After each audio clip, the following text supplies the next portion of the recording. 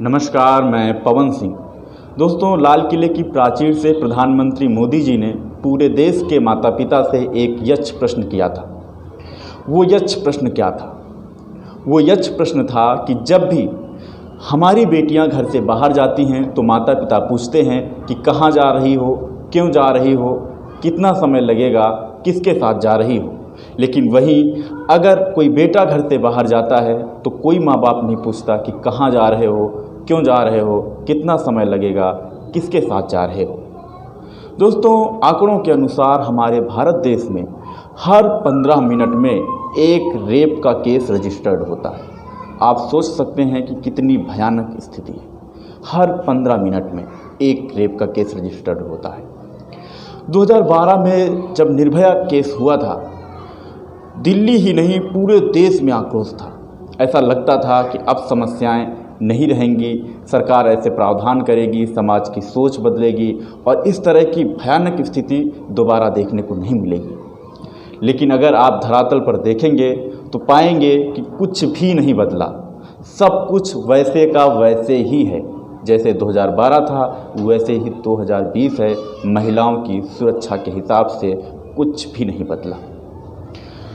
बदले तो सिर्फ आंकड़े, लगभग जो बढ़े ही कम नहीं हुए। हर 15 मिनट में एक रेप का केस हमारे देश में रजिस्टर्ड होता है और न जाने कितने केस, कितनी ऐसी घटनाएं तो घर की चारदीवारी, घर के आंगन तक ही सिमट कर रह जाती हैं। दोस्तों, इस समय हाथरस कांड, यूपी का जो हाथरस है वो इस समय सुर्खियों में है और वहाँ पर जो राजनीतिक मेला लगा हुआ है वो अपने आप में इतना दुखदायी है कि लोग, राजनीतिक दल, बड़े से बड़े राजनीतिक दल, राष्ट्रीय राजनीतिक दल और प्रदेश स्तर के राजनीतिक दल वहाँ पर अपनी राजनीतिक रोटियां सेकने के लिए लगातार पहुँच रहे हैं। समझ में नहीं आता कि इतनी संवेदनशील मुद्दे पर भी ये लोग राजनीति करते हैं, क्योंकि इनको सहानुभूति नहीं देनी होती है, वास्तव में अपनी राजनीतिक रोटियां सेकनी होती हैं। आपने देखा कैसे कांग्रेस पार्टी, प्रियंका गांधी जी, राहुल गांधी जी कैसे मौके पर पहुँचे। एक बार तो उनको वापस कर दिया गया था पुलिस के द्वारा, लेकिन दोबारा उनको जब अनुमति मिली तो वो पहुँचे भी। खैर, सहानुभूति की अपनी जगह होती है, लेकिन कैमरों का जो चकाचौंध है, कैमरों के पीछे वहाँ पर हाजिरी लगाने का, उसी बीच में बलरामपुर और क्या बोलते हैं राजस्थान में कई केस सामने आए, लेकिन वहाँ कोई नहीं पहुँचा। क्यों? क्योंकि वहाँ पर मीडिया के कैमरे नहीं हैं। तो कैमरे नहीं हैं तो नेता नहीं है। अगर कैमरे होंगे तभी नेताजी पहुँचेंगे।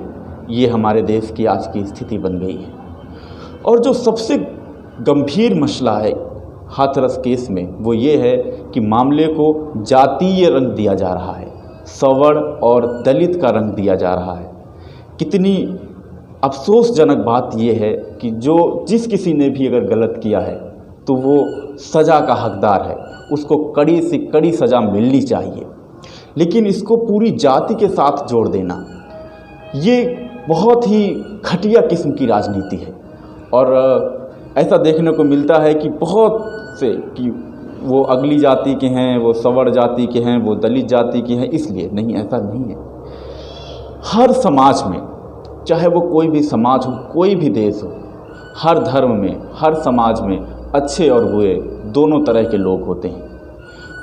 लेकिन जो बुरे हैं उनको सज़ा मिले, बाकी सबको एक साथ एक ही पेंट से कलर ना किया जाए। लेकिन ऐसा हो रहा है, ये काफ़ी अफसोसजनक है। बहुत से लोग, चाहे वो ऊंची जाति के लोग हों या दलित वर्ग के लोग हों, उनका एक दूसरे के आमने सामने खड़े हो रहे हैं। हाथरस ज़िले में ऐसी जो दृश्य हैं वो देखने को मिल रहे हैं। उसकी हाथरस केस की निष्पक्ष जांच होनी चाहिए। जो भी दूध का दूध हो, पानी का पानी अलग होना चाहिए और जो भी सच्चाई है वो देश के सामने आनी चाहिए।